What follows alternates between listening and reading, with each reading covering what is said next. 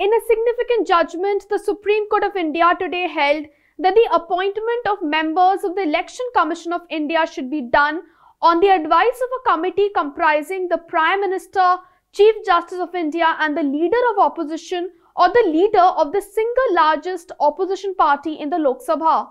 A constitution bench of Justices K.M. Joseph, Ajay Rastogi, Aniruddha Bose, Rishikesh Roy and C.T. Ravikumar said that this would be the setup until the central government comes up with a legislation on appointments.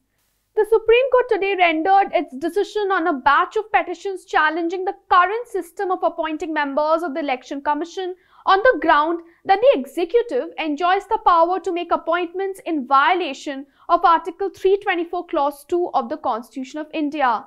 The Supreme Court today also pointed out that several decades had passed and even then, political parties had not introduced a separate law to govern appointments to the Election Commission of India. Pertinently, the bench today emphasized that the Election Commission is duty-bound to act in a fair and legal manner and has to abide by the provisions of the Constitution and the directions of the court. The court also underscored that the Election Commission has to remain aloof from all forms of subjugation by the executive and that a vulnerable Election Commission would result in an insidious situation and detract from its efficient functioning.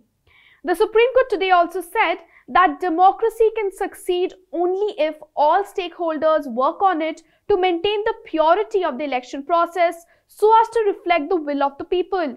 However, it expressed regret at the unrelenting abuse of the electoral process over a period of time. It also commented on the impartiality of the media in the present times.